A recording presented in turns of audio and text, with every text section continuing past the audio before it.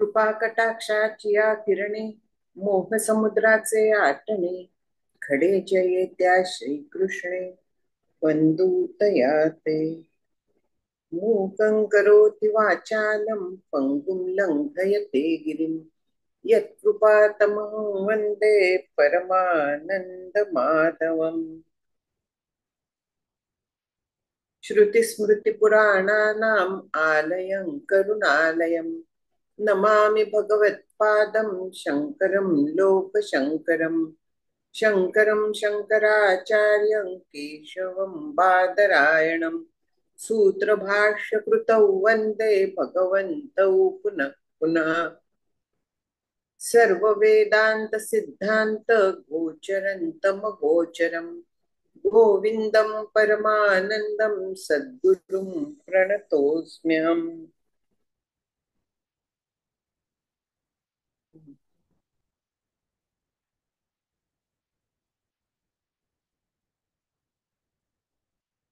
आपल्या सगळ्यांना नमस्कार. गेल्या वेळी आपले 490 पर्यंत झालेले, म्हणजे जिथे शिष्य स्वतःचा आता अनुभव सांगायला लागलाय, स्वतःची स्थिती सांगायला लागलाय की तुम्ही तुमच्यामुळे काय काय झालेलं आहे. श्री गुरुंना नमस्कार केला. आणखीन तुम्ही जे मला ज्ञान दिलं, तुम्ही जो मला अनुग्रह दिला, तर त्याच्यामुळे माझी स्थिती आता कशी आहे, मी पूर्ण आहे हे सांगताय. माझी सगळी अपूर्णता गेली. सगळं व्यवहारात आपली धावपळ जी चालते ती मी अपूर्ण आहे असं वाटल्यामुळे चालत असते. सगळी अपूर्णता गेलेली आहे. त्यामुळे आता कर्तव्य काहीही उरलेलं नाहीये. नित्यानंद स्वरूपोहम पूर्णोहम तदनुग्रहात म्हणून जे म्हटलेलं आहे की त्यामुळे आता मी पूर्णपणे गेल्या वेळी जे सांगितलं शोकनाश आणि आनंदाबाबतीत, हे जरी एका पाठोपाठ एक वेगवेगळ्या स्टेजेस म्हणून दिलेले आहेत, तरी हे सगळं जवळजवळ युगपत होणाऱ्या गोष्टी आहेत. अपरोक्ष ज्ञान, अपरोक्ष ज्ञान झालं की सगळं ज्ञानाग्नी सर्व कर्माने भस्मसात कुरुते असं होतं ना. तिथल्या तिथे शोकनाश होतो, तिथल्या तिथे आनंद पूर्णता येते. त्याला वेळ लागत नाही. मग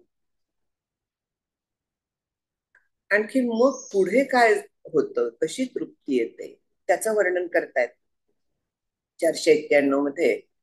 असंगोहम अनंगोहम अलिंगोहम अभंगुरः प्रशांतोहम अनंतोहम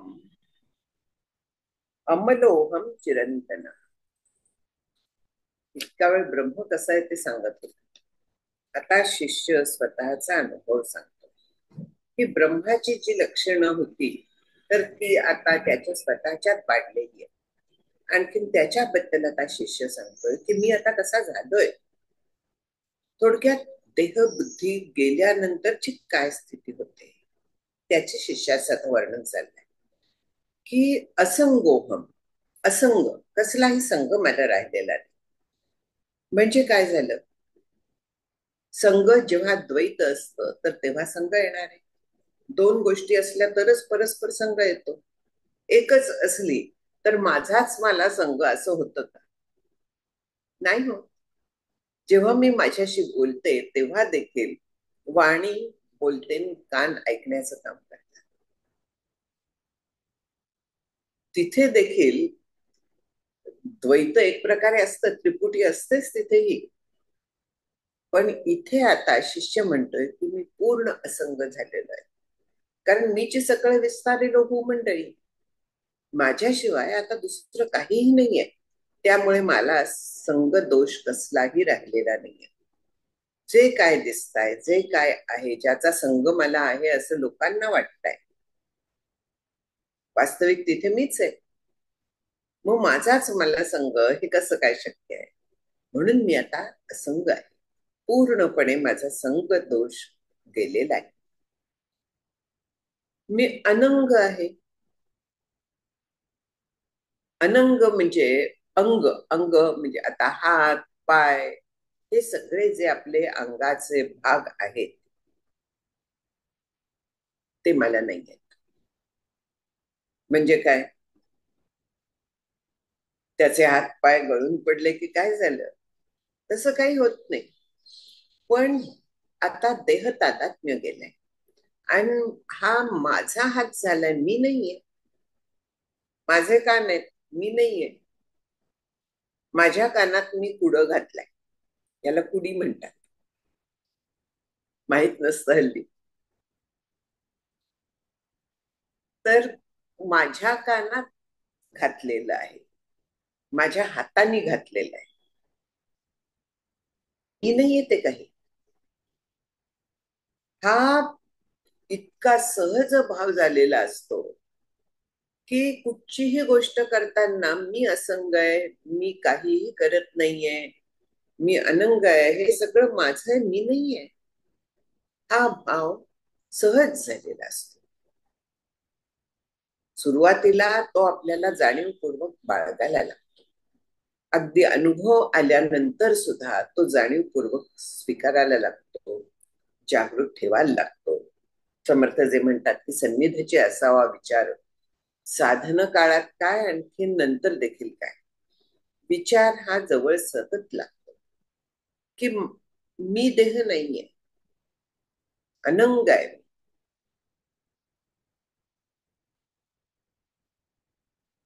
कसलेही मला म्हणजे अवयव नाहीयेत, म्हणजे विभाग नाहीयेत. मी एक रस आहे, सगळीकडे मीच व्यापून राहिलेलो आहे. एक रस म्हणजे तिथे दुसरा काही कण नाहीये, दुसरा काही रंग नाहीये, दुसरं काही काही नाहीच आहे. दुसरं काही आकाश जसं एक सारखं असतं सगळीकडे, तसाच मी आता. मी अलिंग हा म्हणजे लिंग देह अभिमान नाहीये मला. म्हणजे लिंग देह अभिमान नाही म्हणजे स्थूल देह सूक्ष्म देहाचा अभिमान नाहीये. आता सूक्ष्म देहात काय काय घटक येतात, प्राण, पंचप्राण, पंच ज्ञानेंद्रिय, पंचकर्मेंद्रिय, मन बुद्धी चित्त अहंकार, म्हणजे थोडक्यात अंतःकरण पंच. हे सगळे जे आहेत हे सूक्ष्म देहाचे घटक आहेत. मग आपण सूक्ष्म देहाचा निराश करताना किती प्रयत्न केला होता की मी काय काय नाहीये, का नाहीये, हा सगळा विचार आपण केला होता. तर आता शिष्याला ते 100% पटलेलं आहे. तो त्या देहाच्या पलीकडे गेलेला आहे. मनाच्या बुद्धीच्या सगळ्या व्यवहाराला तो साक्षीत्वाने बघायला लागलेला आहे. त्यामुळे ते मी नाहीये हे त्याचं दृढ झालेलं आहे. आणखीन त्याच्यामुळे सूक्ष्म देहाच्या अभिमानी मी नाही, मी त्याच्याही पलीकडे. अभिमान धरायला तिथे द्वैत लागतं. कसला तरी अभिमान आहे, म्हणजे मी सूक्ष्म देह आहे असं जो म्हणतो त्याला सूक्ष्म देहाभिमानी तेजस असं नाव. पण मी नाहीच आहे ना सूक्ष्म देह. मग माझा काय संबंध आहे त्याच्याशी, अजिबात नाहीये. प्राण त्यांचं काम करतायत, ते रजोगुणाचे आहेत, आणखीन पंचमहाभूतांचे आहेत, सूक्ष्म महाभूतांचे आहेत. हे सगळा लिंगदेह जो आहे तो स्थूल देह आहे तर तो पंचीकृत महाभूतांचा आहे. आपोआपच आपलं थोडीशी उजळणी होऊन जाते. सूक्ष्म देह जो आहे तो अपंचीकृत म्हणजे शुद्ध स्वरूपातल्या पंचमहाभूतांचा आहे, ज्याला तन्मात्रा असंही म्हणतात. त्या तन्मात्रांचा बनलेला हा सूक्ष्म देह आहे. तो सूक्ष्म देह म्हणजे मी नाही. म्हणजे मग प्राण जे काम करतायत ते त्यांचं ते करून देत, जातील तेव्हा जाऊन देत. माझा संबंध नाहीये त्यांच्याशी. कर्मेंद्रिय करतायत, देह तरी वरचिली पडे कडे आपुलिया परी हिंडे परी बैसकान मोडे मानसींची. अंतःकरणाची जी स्थिरता आहे ती तशीच असते. आता मी अंतःकरण नाही म्हणायचं, आणखी स्थिरता तशीच असते म्हणायचं, याचा अर्थ असा आहे की अंतःकरणाचा निश्चय झालेला आहे की अंतःकरण हे माझं खरं स्वरूप नाही. अंतःकरण, करण आहे तिथे. करण म्हणजे साधन, आत असलेलं साधन, ते अंतःकरण. मग साधन आणखीन मी एक कसे असू? अंतःकरण म्हणजे मी नाहीये.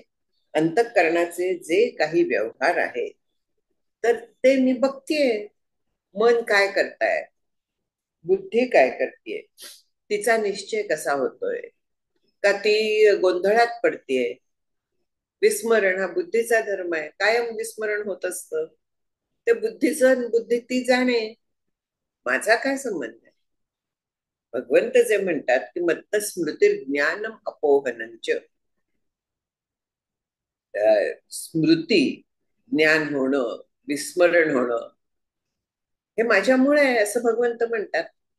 माझ्यामुळे आहे म्हणजे भगवंतांच्यामुळे आहे. ह्या जीवाचा त्याच्याशी काही एक संबंध नाहीये. लिंगदेहाचा माझ्या, मी ते नाहीच आहे. जे चाललेलं आहे ते मायेच्या प्रांतात चाललेलं आहे. भगवंत जेव्हा बोलतात तेव्हा ते मायेच्याच प्रांतातनं बोलतात ना. बोलणं आलं की तिथे माया आली, जाणीव आली की तिथे माया आली, द्वैत आलं. कसली जाणीव, कोणाला जाणीव? द्वैत आलंच तिथे. सूक्ष्म असेल पण द्वैत आलाय तिथे. तसा माझा काहीही संबंध नाहीये यांच्याशी.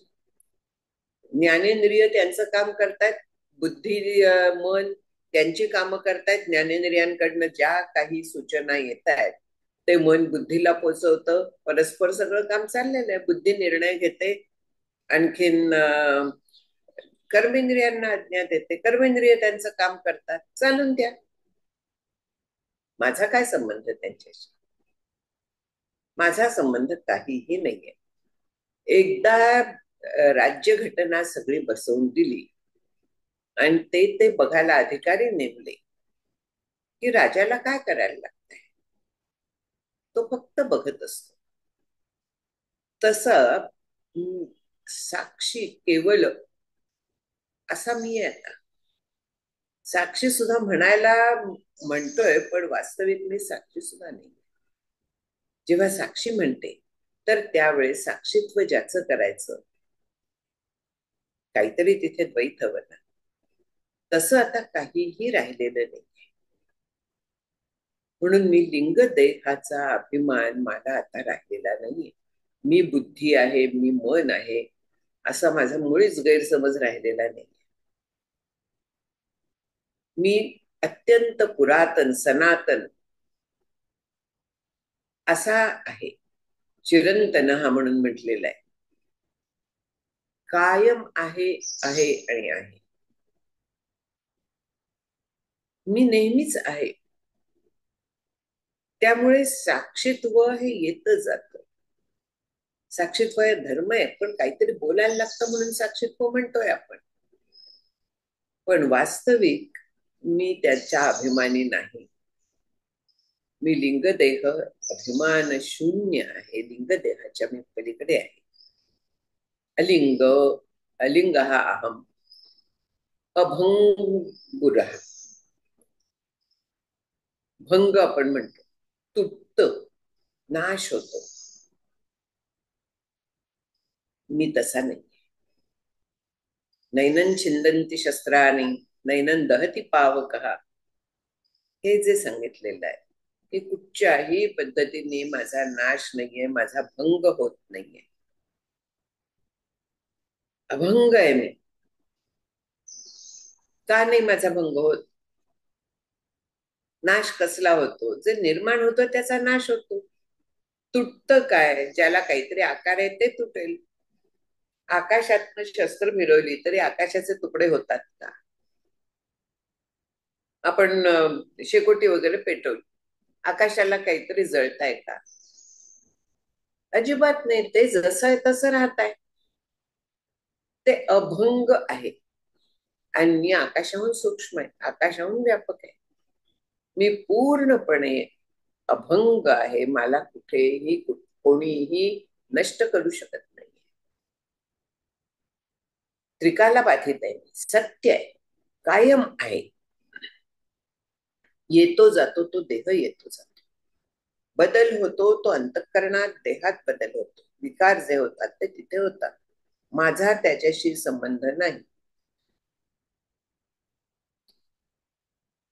मी प्रशांत आहे, अत्यंत शांत, प्रशांत, प्रकर्षेन शांत. शांती सारखा दागिना नाहीये. शांती जी आहे, अंतःकरणाची स्थिरता, पूर्णपणे समाहित शांत, अत्यंत आनंददायी देणारी गोष्ट आहे ती. आणि इथे तर प्रशांत म्हटलेलं आहे, प्रकर्षेन, अत्यंत शांत, पराकोटीची शांती, पराशांती ज्याला म्हणतात, तशी मला प्राप्त झालेली आहे आता. म्हणजे कशानेही माझी शांती भंग पावत नाही. म्हणजे आता जीवनमुक्त दगड होतो की काय, कशाने हलत नाही, तसं होत नाही. त्याचं मन काम करत असतं. पण हे जग खरं नाहीये. अंतःकरण म्हणा, देह म्हणा, हे सगळं येणारं जाणारं दिसतं तसं नाहीये. हे त्याचा इतका 100% निश्चय असतो की एक छोटीशी लाट आली, छोटासा आला तरंग, गेला, शमला तिथल्या तिथे. कोणीही कितीही हालचाल करायचा, हलवायचा प्रयत्न केला तरी हलायला जागा आहे कुठे? सगळीकडे व्यापून आहे. माझ्याशिवाय दुसरं काही नाहीच आहे. प्रशांत आहे.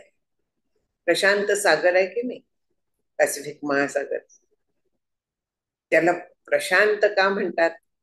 इतका तो व्यापक आहे, इतका मोठा आहे की त्याच्या मध्यभागी आपण जर का खोल समुद्रात गेलो, अतिशय शांत असत. ज्या लाटा बिटा चालतात त्या वरती वरती चालतात, तशा याच्या अंतःकरणाचं जे काय हालचाल असते ती वरवरची असते, त्याच्यापर्यंत ती पोचत नाही. तो खरा तो जो आहे तो अत्यंत शांत स्थिर असतो. क्षणभर चलबिचल झाली तरी दुसऱ्या क्षणी ती स्थिरावते.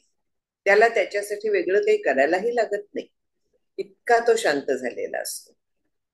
म्हणून प्रशांत म्हटलेलं आहे. आणि शांतीचा आनंद काही वेगळा असतो. असं शांत वाटतंय, म्हणतो की नाही आपण, देवळात गेलं, नमस्कार केला, शांत वाटत. घरात गडबड गोंधळ सगळे होते, खूप पाहुणे होते, सगळे गेले, हा कसं शांत वाटतंय आता. शांतीचा आनंद असतो, स्थिरतेचा आनंद येतो. आणखीन मी आता प्रशांत झालेलो आहे, अत्यंत शांत झालेलो आहे, पूर्ण स्थिर आहे.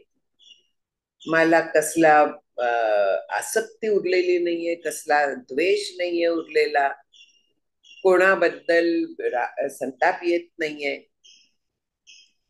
दाखवायला लागतं व्यवहारात, तेवढ्या पुरता दाखवायचा, पण आतमध्ये हालचाल नाहीये, आतमध्ये पूर्ण स्थिरता आहे, शांत आहे.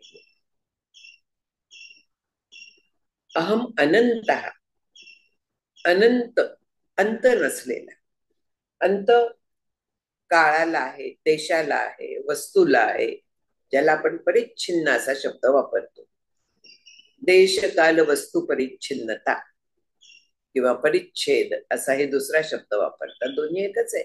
छेद म्हणजे तुकडा पडणं, छिन्न, परिच्छिन्न, तुकडे पडणं. मी तसा नाही. नेहमी कुठचीही जी गोष्ट असते ती काळाने परिच्छिन्न असते. आता हा मोबाईल, हा कधीतरी नव्हता, आत्ता आहे, कधीतरी नाहीसा होणार आहे. म्हणजे काळाने हा परिच्छिन्न आहे, देशाने परिच्छिन्न आहे. म्हणजे इथे जर का आहे तर पलीकडे तो नाहीये, पलीकडे जर का असला तर इकडे नाहीये तो. म्हणजे देश म्हणजे जागा म्हणूया, तेवढ्याच जागेत तो राहणार आहे, तो व्यापक नाहीये. मी व्यापक आहे, ह्याला परिच्छिन्नता आहे, मला परिच्छिन्नता नाही. म्हणजे देशानीही नाहीये, कालानीही नाहीये. वस्तू परिच्छिन्नता हा एवढाच आहे, याच्याहून मोठा नाहीये.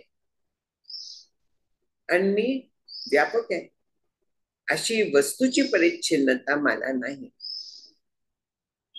म्हणून मी कसा आहे? अनंत आहे. कुठेही अंत नाहीये, कुठेही वेगळेपणा तुकडा पडलेला नाहीये. पूर्णपणे अनंत आहे. आणखी त्याच्यामुळे मी अमल आहे. ज्याच्यात काहीतरी परिच्छिन्नता असते तिथे दुसरं काहीतरी मिसळण्याची शक्यता असते. पण मी पूर्णपणे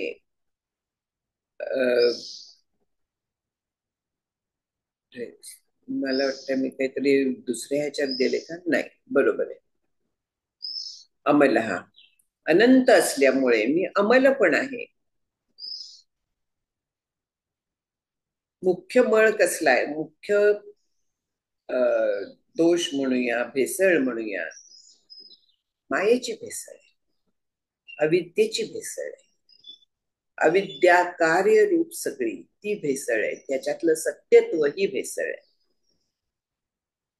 मुळापासून आपण स्थूलाकडे जातो, आणखीन परतताना स्थूलाकडून सूक्ष्माकडे येतो. म्हणजे अविद्या कार्य म्हणजे हे जग, हा देह, ते मी नाही हा माझा निश्चय झाला. म्हणजे मग त्याला कारण जी अविद्या होती ती नष्ट झाली. ती नष्ट झाल्यावर मळ कसला राहणार? अविद्याच गेली, अज्ञानच गेलं. ते गेल्यानंतर ब्रह्माशिवाय दुसरं काय उरलं? अज्ञान, अविद्या ही मायेचीच नाव आहे. आणखीन त्यांच्यामुळेच हे सगळं झालेलं आहे, भासायला लागलेलं आहे. ते मूळ कारण नाहीसं झाल्यानंतर उरलं काय मग? द्वैताचा मळ आहे तो सगळा निघून गेलेला आहे, निर्मळ झालेला आहे, व्यापक आहे. म्हणून दुसरं काहीही नाहीये. शुद्ध बोध स्वरूप, अविद्या, अविद्या कार्य काहीही नाहीये. मायेचा मळ नाहीये तिथे, तिथे द्वैत नाहीये, तिथे अखंडता आहे, केवळ आनंद आहे. अखंडता असल्यामुळे मी शुद्ध आहे, बुद्ध आहे, ज्ञानरूप आहे. आणि मी सनातन आहे, अहम चिरंतन, कायम आहे. आणि कधीपासून आहे? कालपरिच्छेद नाही, कायम आहे, आहेच. तिथे असेल, होतो वगैरे असा नाहीये, कायम आहे, सनातन आहे, अत्यंत पुरातन आहे.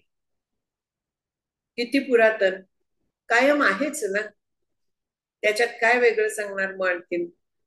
मी नाही असं नाहीच आहे कधी.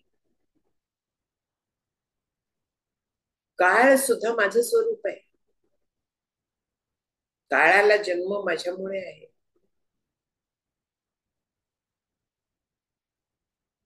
भगवंतांनी विभूती सांगितल्या, त्याच्यात काळ ही माझी विभूती आहे सांगितलेलं आहे.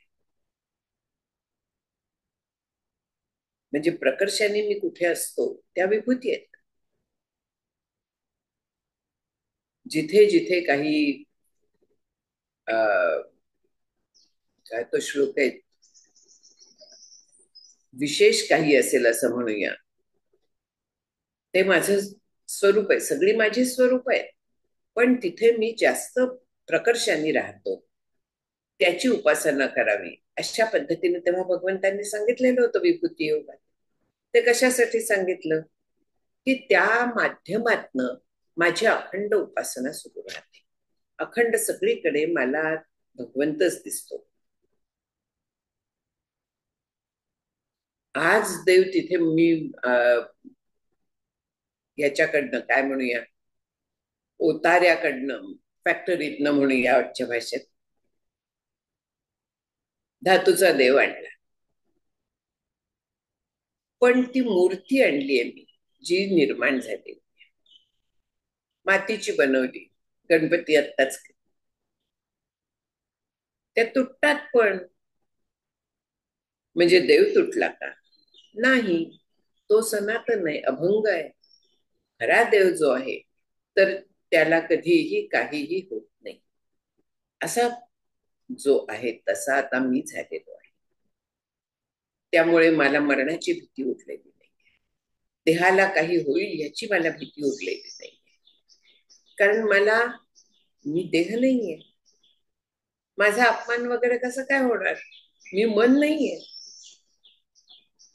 असा मी अखंड आनंदात असणारा झालेलो आहे. अकर्ता हम, अभोक्ता हम, अविकारो हम क्रिया, शुद्ध बोध स्वरूपो हम, केवलो हम सदाशिव. मी अकर्ता आहे, कर्तृत्व नाहीये मला. मी केलं, माझ्यामुळे झालं. कोण करणार आणि काय झालंय? व्हायला कशापासून व्हायला? दुसरं काही पाहिजे ना, तर काहीतरी केल्यासारखं होईल. जे काही आहे ते येणार आणि जाणार आहे. माझा संबंध काय आहे त्याच्याशी? त्यामुळे कर्तृत्व हे देहाचं आहे, मन बुद्धीचं आहे. माझा संबंध नाहीये त्याच्याशी. मी काहीही करत नाही. ती मागे भगवान कृष्णाची आणि दुर्वासांची कथा सांगितली होती. दुर्वास मुनी म्हणाले की जर का मी काहीही खाल्लेलं नसलं तर यमुनेने वाट करून द्यावी. नुकतेच जेवलेले होते तरीही, कारण त्यांची आतमध्ये एवढी खात्री होती की मी अकर्ता आहे, मी काही करत नाही, मी अभोक्ता आहे. हा जो भोग घडलाय हा मन बुद्धी चित्त अहंकार देह यांना घडलेला आहे. माझा काय संबंध त्यांच्याशी? मी अभोक्ता आहे, अकर्ता आहे. जो करता असतो तोच भोगता असतो. केलेलंच नाही तर भोग कुठला? आपोआपच अभोक्ता होतो. अविकार,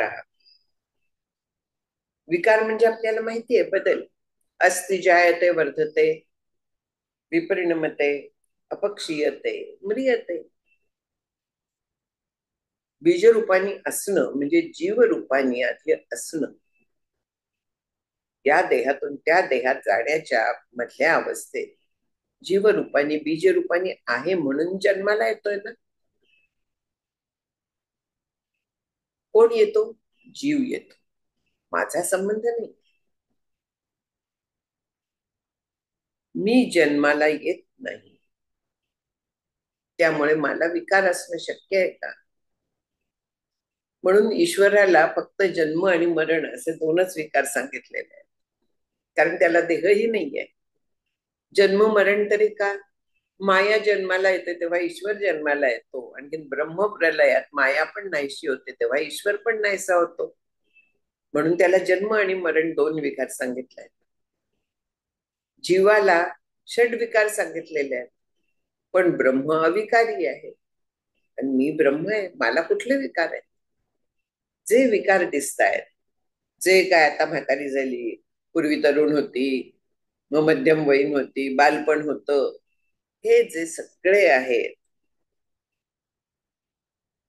एवढीशी 18 इंच असणारी वगैरे वगैरे सगळं जे हे विकार झालेले आहेत हे देहाचे मनाचे वगैरे होतात. मन संतापतं, मनाला विकार झाला याचा अर्थ. मन शांत झालं, मनाचा विकार आहे. बुद्धी निर्णय घेत असते, निश्चय होत असतो, गोंधळात पडत असते, बुद्धीचे सगळे विकार आहेत. चित्त पकडून ठेवताना इकडे तिकडे जातच असतं, चित्ताचे विकार आहेत. अहम तर अखंडच काम करत असतो. हे सगळे त्यांचे त्यांचे विकार आहेत. माझा संबंध काय आहे याच्याशी? मी अविक्रिय आहे, पूर्णपणे सगळे विकार रहित आहे, अविकारी आहे. अविक्रय पुढे आलाय, अविक्रिय, सॉरी. अविक्रिय म्हणजे निष्क्रिय क्रिया. अक्रिय हा चुकीचे शब्द मी आता म्हटले. अविकारोहम अक्रिय. अविकारो म्हणता म्हणता अविक्रियामध्ये मी गेले. अविकार विकार नाही, अक्रिया क्रिया नाही. देह काम करतोय, देहाच्या क्रिया होत आहेत, माझा संबंध नाही. सतत हे पालुपद आहे की माझा याच्याशी संबंध नाही. हे सगळं जे चाललेलं आहे हे देहाकडनं चाललेलं आहे. सगळी कर्म मी करता नाहीये, क्रिया चालल्या आहेत, मी अक्रिय आहे. क्रिया आणि कर्मातला फरक आता माहिती आहे. जे जाणीवपूर्वक विचारपूर्वक करतो तर त्याला कर्म म्हणतात. आणखीन क्रिया म्हणजे थोड्या अहेतुक असतात. ही क्रिया झाली, आपोआप होऊन जात, त्याच्यातनं काही निर्माण होत नाही. झोपेत हालचाल होते, क्रिया झाली. मी अक्रिय आहे. देह करत असेल पण मी काही करत नाही. शुद्ध बोध स्वरूपोहम केवलोहम सदाशिव. बोध स्वरूप आहे, शुद्ध ज्ञान स्वरूप आहे. म्हणजे काय आहे? चिद्रूप आहे. मला ज्ञान होत नाही, मी ज्ञान आहे, मी ज्ञान स्वरूप आहे. माझ्यामुळे बुद्धीला ज्ञान होतं, माझ्यामुळे जीवाला ज्ञान होतं. जर का मी ज्ञान स्वरूप नसते तर ज्ञान होणं हे झालंच नसतं. जेव्हा कुठच्याही पदार्थाचं ज्ञान होतं मला, तर त्यावेळे तो जीवाचा जो चिदाभास असतो तो त्या पदार्थापर्यंत जातो आणि त्या पदार्थात देखील ज्ञानरूप ब्रह्म आहे व्यापून, म्हणून ज्ञान होतं. म्हणजे शुद्ध बोध स्वरूप पंचदशीत फार छान सांगितलेलं आहे की देश काल परिस्थिती वस्तू म्हणा वेगळ्या, कितीही वस्तू वेगळ्या असल्या, कितीही वेगवेगळ्या काळी जरी मला ज्ञान होत असलं तरी मला ज्ञानच होत. संवित एक रूपा न भिद्यते आणि संवित तत्र न भिद्यते. अशा पद्धतीने पंचदशीत तत्व विवेकात मांडणी केलेली आहे. फार छान आहे ते, अगदी वाचण्यासारखं आहे आणि लक्षात ठेवण्यासारखं आहे. की मला पुस्तकाचं ज्ञान झालं, मला मोबाईलचं ज्ञान झालं, मला तिथे कोणीतरी बसलाय त्यांचं ज्ञान झालं. पदार्थ बदलले तरी ज्ञानात बदल आहे का? काहीही बदल नाहीये. संवित एक रूपा न भिद्यते, बोध स्वरूप, शुद्ध बोध स्वरूप. कारण मी संवित आहे, तो बोध रूप माझं आहे. मी बोध आहे, मला बोध होत नाही. मी ज्ञान आहे, मला ज्ञान होत नाही. वेगळेपणाने ज्ञान म्हटलं की त्रिपुटी आली, तिथे भेद आला आणि माया आली. पण मीच ज्ञान आहे म्हटलं, तिथे काय म्हटलं? म्हणून शुद्ध बोध स्वरूप मी आहे. बहुधा ज्ञान निरूपण म्हणून दासबोधात एक समास आहे. त्याच्यात हे ज्ञान नव्हे, हे ज्ञान नव्हे असं जगातलं जे काही मला ज्ञान होत असतं त्या सगळ्याला निकालात काढलेलं आहे. ब्रह्माच्या बद्दल वाचलं, हे ज्ञान नव्हे. मग खरं काय आहे? पाहावे आपण असे आपण या नाव ज्ञान. पाहावं म्हणजे डोळ्यांनी थोडंच बघता येतं. एकरूपता आली म्हणजे ते पाहावे हा शब्द त्या अर्थी आहे की ब्रह्माशी एकरूप झाल्यामुळे, मी ब्रह्म झाल्यामुळे मी मला पाहिलं. परतोनी पाठीमोरे ठाके आपण आपण पे देखे, देखत खेव ओळखे म्हणे तत्व हे मी. मी आणि ते तत्व काही वेगळे नाहीये. हे पाहावे आपण असे आपण आहे, हे बोध स्वरूप आहे. बाकी सगळी ज्ञान जी आहेत ते ज्ञान नव्हे. त्याला माहिती म्हणतात, त्याला जाणीव म्हणतात, पण त्याला ज्ञान म्हणत नाही. खरं ज्ञान जे आहे ते मी मला जाणणं हे खरं ज्ञान आहे. आणि ते सुद्धा होत नाही, कारण मी ज्ञानच आहे. होण्यासाठी मी आधी अज्ञानी असायला लागते ना. वसिष्ठ मुनींची गोष्ट एकदा सांगितली होती की ब्रह्मदेवानी वसिष्ठ मुनींना लोकांना ज्ञान देण्यासाठी निर्माण केलं. लोकांना अज्ञानी केलं होतं, जनसामान्यांना. वसिष्ठ मुनींना निर्माण केलं ते ज्ञान देण्यासाठी निर्माण केलं. आणि सांगितलं की जा आता जगात आणखीन लोकांना शिकव ज्ञान कसं असतं, काय असतं, कसं काय साधना करायची वगैरे. वसिष्ठ मुनींनी विचारलं की म्हणजे काय, नक्की मी काय करायचं, अज्ञान म्हणजे काय. ते ज्ञान स्वरूपच जन्माला आहे. जन्माला येतानाच त्यांना अज्ञान ठेवलं नव्हतं भगवंताने, ब्रह्मदेवानी. त्यामुळे त्यांना अज्ञान म्हणजे काय हा प्रश्न पडला. मग ब्रह्मदेवानी त्यांना पहिल्यांदा अज्ञानी केलं, आवरण टाकलं थोडक्यात मायेचं. मायेला तिथे कार्य करायला लावलं. आणि मग ब्रह्मदेव हे वसिष्ठ विचारायला लागले की मी कोण आहे, मी काय करायचं, हा संसार कोणाचा आहे वगैरे वगैरे एक एक प्रश्न यायला लागले त्यांना. मी म्हणजे देह वाटायला लागलं. मग तेव्हा त्यांना ज्ञान परत दिलं.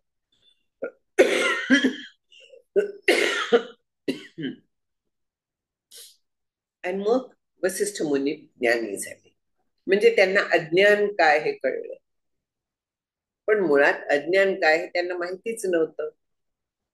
त्याचा अनुभव देण्यासाठी म्हणून भगवंतांनी त्याला त्यांच्या स्वरूपावरती आवरण घातलं, म्हणजे अज्ञानी केलं. आणि नंतर ते कसं काढायचं ते सांगितलं. आणि त्यामुळे ते मग इतरांना सांगू शकले की तुम्ही असं असं आहात, आता असं करू नका. अनुभव घेतल्याशिवाय कसं काय सांगणार. ती राणीची गोष्ट आहे ना, की लोकांना ब्रेड मिळत नाही तर त्यांनी केक खावा, त्यातलं होतं. अज्ञानाचा अनुभव आहे, दुःखाचा अनुभव आहे. मग त्यावेळे ज्याला एम्पथी हे नाव आहे, त्याच्या दृष्टिकोनातून आपल्याला विचार करता येतो. आणि मग काय करायला हवं ह्याचा आपल्याला विचार करता येतो. मला अज्ञान असलं तर बोध होणार आहे ना, पण मला आता अज्ञानच नाहीये. अज्ञान माझं समूळ नाहीसं झालं. कारणासह वर्तमान सकळ दुःख निवृत्ती. अज्ञान हे कारण आहे माझ्या दुःखाचं. अज्ञान कसलं, स्वरूपाचं. मला माझ्या स्वरूपाचं ज्ञान नाहीये, त्यामुळे मी अज्ञानी आहे, मी सुखदुःखी होते.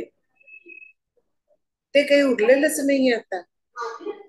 पूर्णपणे मी ज्ञानरूप आहे, शुद्ध बोध स्वरूप आहे. आवरण नावाचा प्रकार उरलेला नाही. आवरण हा प्रकार नसल्यामुळे मी केवलोहम सदाशिव. मी केवल म्हणजे केवल म्हणजे कसलाही विशेष नाहीये तिथे. आपण म्हणतो ना की इथे आता केवळ अमुक गोष्ट उरली, सगळं आवडून झालं, आता एवढंच उरलंय, केवळ हेच उरलंय. म्हणजे दुसरं तिथे काही नाहीये. केवल आहे, एकमेव अद्वितीय आहे. कसलाही तिथे विशेष उरला नाहीये, वेगळेपणा काहीही राहिलेला नाहीये. असा केवल मी आहे. सदाशिव हा शिव म्हणजे मंगल, शुद्ध, पवित्र. आणि सदाशिव म्हणजे कायम पवित्र असलेला. कधी पवित्र होतं, अपवित्रता तिथे नसतेच, भेसळ नसतेच अपवित्रतेची. तो सदाशिव असतो. जिथे अपवित्रता म्हणजे अज्ञान, म्हणजे आपण पाहिलं की देहबुद्धीची भेसळ नाही, मायेची भेसळ नाही, अज्ञानाची भेसळ नाही, अशिव, अपवित्र, नाशिवंत असं काहीही नाहीये. मी कायम शुद्ध स्वरूप, मंगल स्वरूप, पवित्र स्वरूप असं ब्रह्म आहे. सदाशिव, केवलोहम सदाशिव, द्रष्टु श्रोतृर्वक्तु कर्तु भोक्तु विभिन्न एवाहम, नित्य निरंतर निष्क्रिय निस्सीम असंग पूर्ण बोधात्मा. ते आर्यावृत्त वापरलाय. द्रष्टुश्रोतृर्वक्तु कर्तु भोक्तुर्विभिन्न एवाहम, नित्य निरंतर निष्क्रिय. आर्या मोरोपंतांची म्हणून एक हे होतं, अभंग तुकयाचा ओवी ज्ञानेशाची, अशा पद्धतीचा एक छान श्लोक म्हणा, पद म्हणा, काहीतरी आहे. त्याच्यात आर्या मोरोपंतांचे होते. इथे शंकराचार्यांनी आर्यावृत्त वापरलाय, त्यांनी फारसं वापरलेलं नाहीये म्हणून सांगितलं. नित्य निरंतर निष्क्रिय निस्सीम असंग पूर्ण बोधात्मा.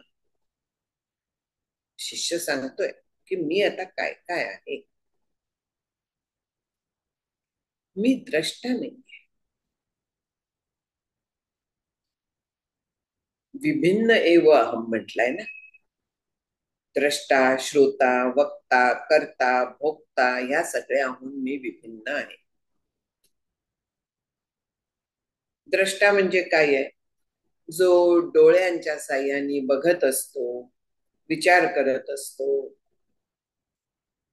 म्हणजे ह्या सगळ्या कार्यांचा जो आश्रय आहे, हे सगळी कार्य ज्याच्यामुळे होतात, तो मी आहे का? ते जीवाचं काम आहे, माझं नाही. मी त्याच्या पलीकडे आहे.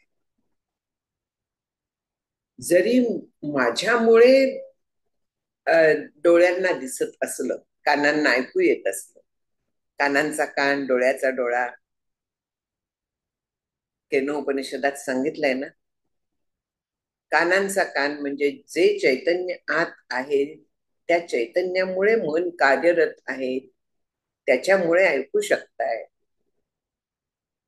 त्याच्यामुळे डोळे बघू शकतायत, ते मागे आहे. म्हणून चैतन्य जेव्हा निघून जातं, तर तेव्हा ते निघून गेलेलं आहे.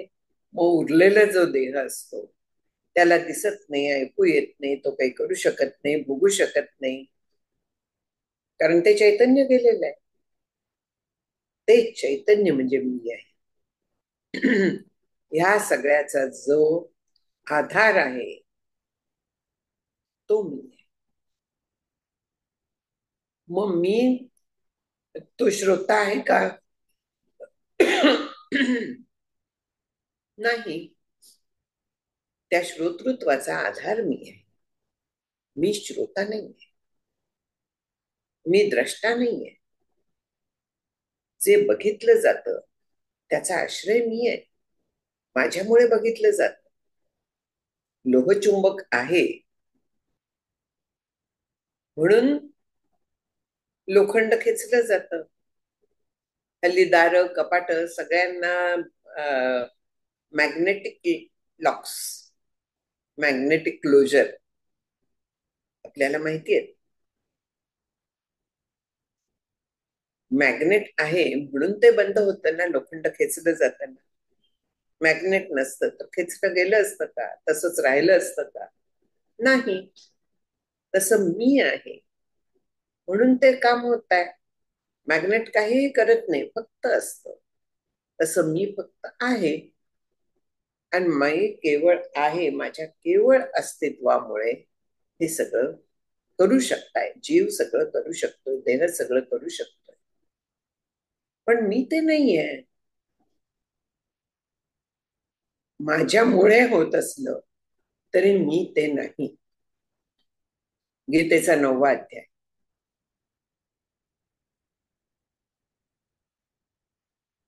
ते मजचे स्तव झाले परी मिया नाही केले, ऐसे जेणे जाणितले तो सुट लागा.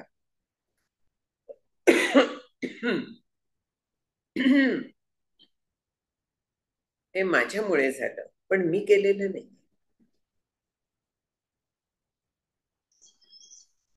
देह करतोय, मी केलेलं नाही. माझ्यामुळे होत आहे, मी आहे म्हणून होत आहे, पण मी करत नाही. राजसत्तेमुळे होत आहे, राजा आहे म्हणून होत आहे, पण राजा करत नसतो ते. तसं मी आहे म्हणून होत आहे, मी ज्ञानरूप आहे म्हणून मला ज्ञान होत आहे जीवाला. प्रतिबोध विदितम मतम अमृतत्वम ही विंदते, हे जे सांगितलेलं आहे की प्रत्येक होणाऱ्या बोधामागे तो जो ज्ञानरूपता आहे, बोधा जो आहे, तो मी आहे.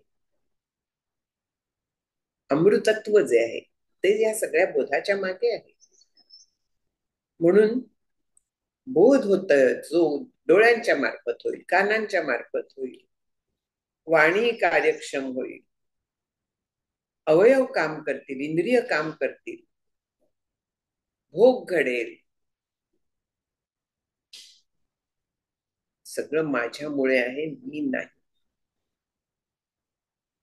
मी त्यांच्यापासून वेगळी, विभिन्न एव अहम, या सगळ्यापासून मी पूर्णपणे वेगळी आहे.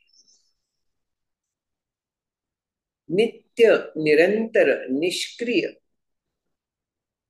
नित्य आहे. नित्य आहे म्हणजे काय आहे?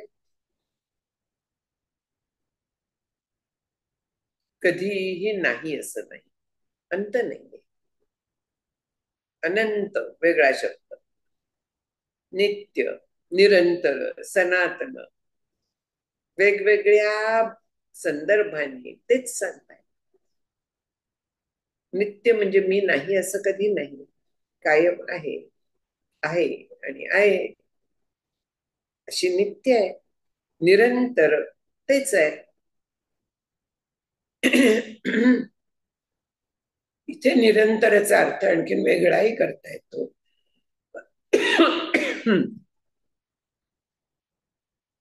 अंतर, अंतर म्हणजे वेगळेपणा, भेद, भेदरहितता, असाही निरंतरचा अर्थ निरंतर असा करता येतो. कशी फोड करू त्याच्यावरती अर्थ अवलंबून असतो. म्हणून माझ्यात कसलाही भेद नाहीये. मग अशी निरंतर शब्द जो होता तर तो कायम टिकणारा अशा अर्थ होता. इथे निरंतरचा अर्थ भेद असा केलेला आहे. भेदरहित, अंतररहित. माझ्या स्वरूपात कुठे इथे इथे नाही असं जागा नाहीच आहे. मी सगळीकडे आहे, कुठे नाही असं नाहीये. भेद नाहीये माझ्यात, अंत नाहीये, निष्क्रिय, क्रिया नाहीये. आता अवयवच नाही तर मग क्रिया काय करणार? ज्याला हातपाय नाही तो चालू शकेल का? काही करू शकेल का? तो हातापायाने काहीही करू शकणार नाही, क्रिया करू शकणार नाही. जो मुका आहे त्याच्याकडनं बोलण्याची क्रिया होईल का? नाही होणार. म्हणून मी क्रियारहित आहे, निष्क्रिय आहे पूर्णपणे. निस्सीम, सीमा नाहीये, असीम, निस्सीम, अंतरहित, अनादि, अनंत, सगळे शब्द जे आहेत तर ते एकच आपल्याला दाखवतात की तिथे कसलीही कुठेही मर्यादा नाही, अमर्याद.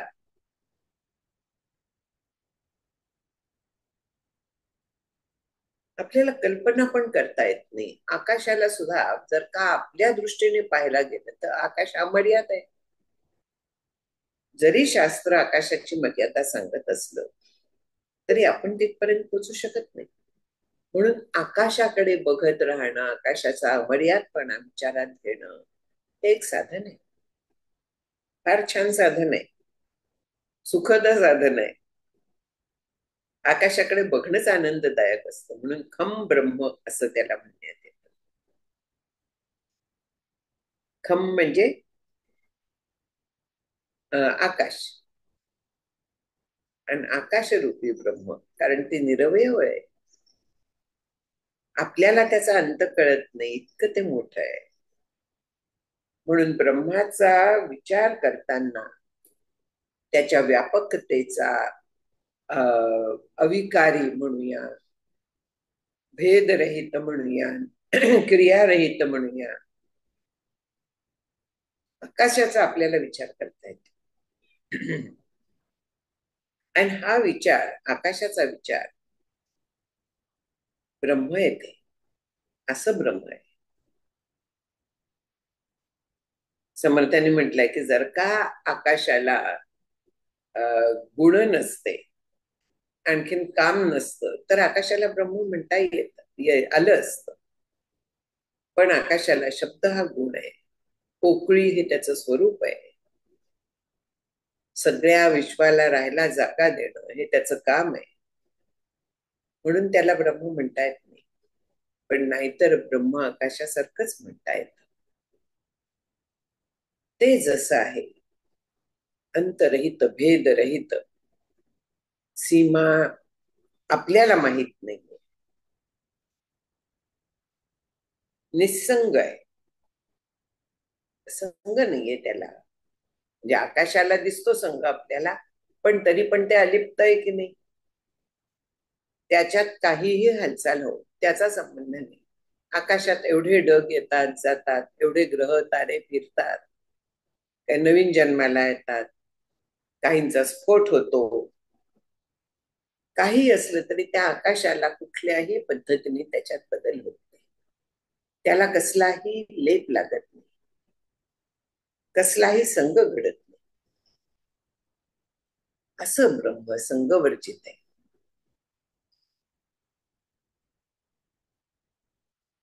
असंग पूर्ण.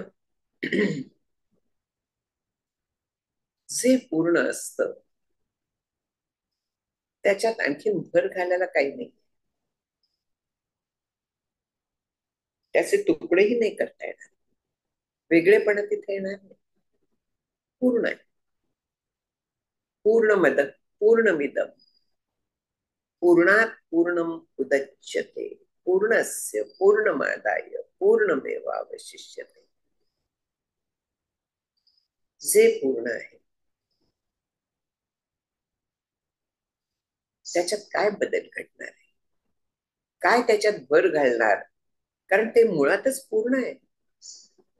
आपल्याला अपूर्णता जाणवते, कारण मी मला देहासारखे समजते, आणि म्हणून पूर्णत्व यावं यासाठी अमुक गोष्ट आली की मला बरं वाटेल, म्हणजे पूर्णता येईल. तमुक गोष्ट मिळाली की वाटेल. अशा पद्धतीने मी पूर्णतेच्या मागे लागत असते, पण वास्तविक मी पूर्ण आहे हे मी विसरते. पूर्ण हे माझं स्वरूप आहे, पूर्णता हे माझं स्वरूप आहे. मला काहीही वेगळं करायची, आणायची, मिळवायची गरज नाहीये, कारण मी मुळातच पूर्ण आहे. माझं स्वरूप आहे ते अमर्याद आहे. मी बोधात्मा आहे, पूर्ण बोधात्मा आहे. बोध हे स्वरूप असलेले मी. मग नवीन काय शिकायला जाणार आहे? काही नाही. पूर्ण असल्यामुळे काय मिळवायला जाणार आहे? किमिच्छन कस्य कामाय शरीरम अनुसंजरे, कसली इच्छा आता मग राहणार? कुठची गोष्ट मिळवायची राहिली आहे की मी त्या शरीराच्या मागोमाग प्रयत्न करावे, धावावं? गरजच नाही. पूर्ण बोधात्मा स्वरूप माझं तेच आहे, आणि मी ते स्वरूप आहे हे मला ज्ञान झाल्यामुळे माझ्या चित्ताची सगळी धावपळ, सगळी घालमेल, उलाढाल वगैरे वगैरे वगैरे वगैरे ते सगळं थांबलेलं आहे. सगळी आपली जी अस्वस्थता असते ती त्या पूर्णत्वाला आपण जाणत नाही म्हणून असते, पूर्ण होण्याच्या दृष्टीने असते.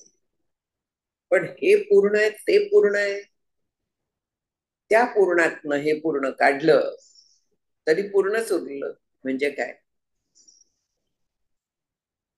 ब्रह्म पूर्ण आहे, जग पण पूर्णच आहे, कारण ब्रह्माशिवाय दुसरं काही नाहीच आहे. जग पण पूर्ण आहे. मग जग त्या ब्रह्माच्या ह्याच्यातून काढून घेतलं तरी पूर्ण ब्रह्मच उरणार आहे. पूर्ण जग पूर्ण ब्रह्मातनं काढलं तरी पूर्ण ब्रह्मच उरणार आहे. आणि जग तिथे दिसायला लागलं तरीही पूर्ण ब्रह्मच उरणार आहे. पूर्णाशिवाय दुसरं काहीही नाही. आणि ते माझं स्वरूप आहे. मी बोध स्वरूप आहे, पूर्ण बोध आहे. तिथे अपूर्णता नाहीये त्या बोधात. आपल्याला जे जगातलं ज्ञान असतं तिथे नेहमीच अपूर्णता असते. कुठच्याही गोष्टीचं आपल्याला पूर्ण ज्ञान होत नाही. म्हणून ज्ञान होताना करतल आमलकवत असं म्हटलं जातं. करतल आमलक, तळ हातावरती आवळा ठेवला. आवळा पूर्ण वाटोळा असतो, त्याला बेस नसतो. त्यामुळे तो असा असा फिरवला जरा की त्याची दुसरी बाजू वर येते. आपल्याला त्याचं सगळ्या बाजूने ज्ञान होतं. म्हणून त्याची उपमा दिली जाते. पण विचार करायला लागलो तर एका वेळी त्या पूर्णाचं आपल्याला ज्ञान होतं का हो? पूर्ण आवळ्याचं नाही होत. जेव्हा ज्ञान कसलंही होतं तेव्हा ते अपूर्णच असतं. पण मी ज्ञानस्वरूप आहे, बोधस्वरूप आहे, मी पूर्ण आहे. हा अनुभव आता शिष्य परत परत सांगतोय. शिष्याला श्री गुरु नेहमी अनुभव सांग असं सांगत असतात. आता हा जो अनुभव आहे असा अनुभव प्रत्यक्ष येणं शक्य आहे का? नाही. पण आनंदाचा अनुभव येतो, आनंदाचा अनुभव निश्चित येतो. आपलं ज्ञानाच्या मागे धावणं थांबतं. म्हणजे जे स्वरूप आहे त्याचा परिणाम दिसायला लागतो. स्वरूप जोपर्यंत झाकलं होतं तोपर्यंत मला पूर्णत्वाची ओढ होती, ज्ञानाची ओढ होती, आनंदाची ओढ होती. ती ओढ संपते, कारण मी तद्रूपता येते. ती माझी ओढ संपते. याचा अर्थ मला आता सगळं मिळालेलं आहे. बोध हेच माझं स्वरूप आहे, म्हणून मला आता बोधाच्या मागे धावायचं कारण उरलेलं नाही. माझी ती इच्छा सगळी, वकवक सगळी ती नाहीशी झालेली. याला कारण मी बोध स्वरूप आहे हे मला कळलं आहे. परस्पर आहे. ज्या अर्थी माझी ती इच्छा गेली आहे त्या अर्थी मीच बोध आहे. हा, इच्छा आळसाने पण जाऊ शकते, तसं नाहीये इथे. इथे त्याची इच्छा आणखीन जाणून घ्यायची गेली आहे, कारण तो ज्ञानस्वरूप झालेला आहे. तो ज्ञानस्वरूप आहे हे त्याला कळलेलं आहे. व्यवहारातल्या ज्ञानाचा गरज असते तेवढं तो मिळवेल, पण व्यवहार सांभाळेल पण. पण आता मला हे कळलं पाहिजे, मला हे आलं पाहिजे, हे सगळं त्याचं थांबतं, कारण तो पूर्ण आहे. असा पूर्ण स्वरूप साधनेने आपल्याला होणं शक्य आहे. शिष्य आधी अज्ञानी होता, त्याने साधन केलं, ज्ञानरूप झाला, पूर्ण झाला. आणि अनुभव आता सांगतोय आपल्यालाही हे करणं शक्य आहे. हे लक्षात घेऊन आपण प्रयत्न करणं आपल्या हातात असतं. तो आपण करत राहूया.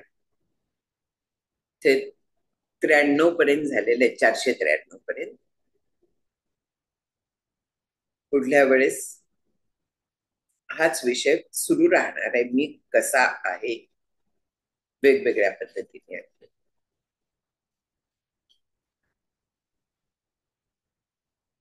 हरिओम.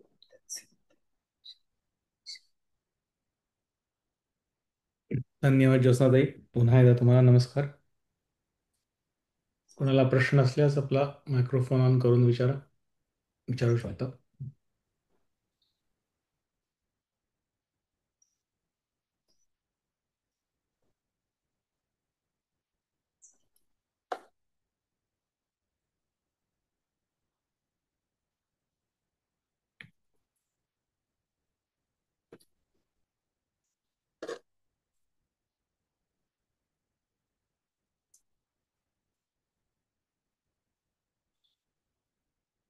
नाही येत प्रश्न.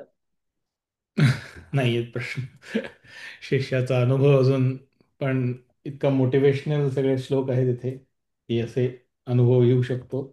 पण तुम्ही एक वाक्य आता म्हणालात शेवटी की हे असे अनुभव येऊ शकतात का, तर नाही येऊ शकत असं म्हणालात का, की काय काय म्हणायचं तुम्हाला? बोध स्वरूप आहे असं आपल्याला ज्ञान होईल का? अच्छा तसं म्हण, अच्छा अच्छा. या हम्म. पण त्याच ज्ञानाच्या मागे धावणं थांबलं. त्याचा परिणाम दिसला तुमच्या. एक्झॅक्टली. म्हणून ज्ञानस्वरूपता ती म्हटली. परिणामावर झाड जाणीजे फळे, मानस जाणीजे बोधे हम्म, बोले, हम्म, भोगे जाणीजे केले पूर्वजन्मीचे. तसं आहे की ज्या अर्थी माझं हे धावणं संपलेलं आहे त्या अर्थी मी पूर्ण झालेली आहे. हम्म, हम्म.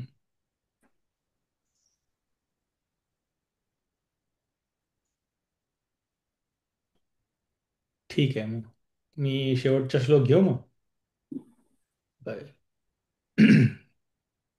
पुन्हा नमस्कार. व्हावी पूर्ण कृपा गुरु मजवरी, प्रार्थित भावे तुला. वारी सर्व अरिष्टने उनिलया, संमोह जो वाढला. अज्ञानांधजनांचे मुक्त करुणी, शांती पदी बैसवी. विनती हीच असे न मागत तुझे, भक्ती तुझी ही हवी. श्री सद्गुरुनाथ महाराज की जय. जय श्रीराम.